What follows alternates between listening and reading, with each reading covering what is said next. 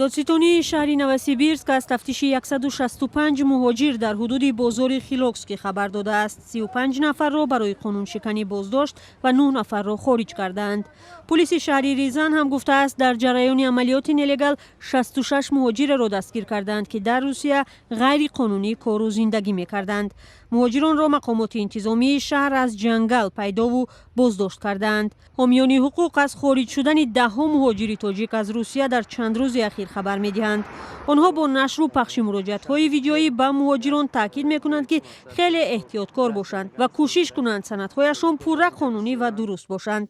یک سبب اصلی خارج شدن اکثر مهاجران تاجیک از روسیه حالا ثبت نام یا رجیستراسیون قلبکی بوده است. باز یک بار دیگر تاکید میکنم همچون دوست شهرت قدرت حقوقشناس تاجیک در پخش مستقیمش در یوتیوب به مهاجران به این موضوع تاکید کرد.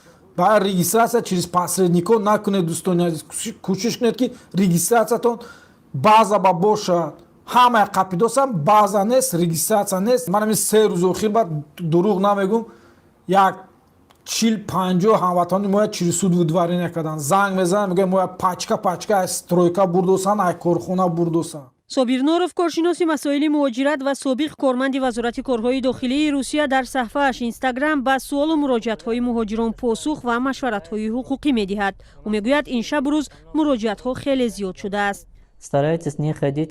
کوشش کنید به نقطه‌هایی که مهاجران زیاد جمع می‌شوند نروید، مثل صدوات یا دیگر بازارها و مترو. آنجا ملیسه ها مهاجران را تفتیش می کنند. اگر شما پتنت دارید حتما در منطقه کار کنید که طبق پتنت حق کار در آنجا را دارید. اگر پتنت را در مسکو گرفتید شما تنها حق کار در مسکو را دارید. اگر در ولایت مسکو باشد شما را می توانند از این کشور خارج کنند. اما بسیاری از مهاجران تاجیک از آن شکایت دارند که با وجود درست و قانونی بودن سندهایشان آنها را بازداشت میکنند. در این شب و روزی که در شهر و منطقه های روسیه رید و تفتیش های ادامه دارد، نه فقط مهاجران بی سند بلکه آنها هم در جنگل ها پناه میبرند که میگویند همه حجت هایشان رسمی است. این اپا مردم همه افمس امونسو گرفتگیان نمیجا اینا даже продукта қатишон овардагиан ки сутка бестан тамоми документошон как нада ягон проблема надора 30-40 нафар шид уже сеюм рӯзае ки рӯзмон наметан мо дар дарини лес ховем. مهاجران میگویند حتی از مرکز صخره و آنهایی را که برای درست کردن سند خود آمده بودند پلیس دستگیر کرده برده است.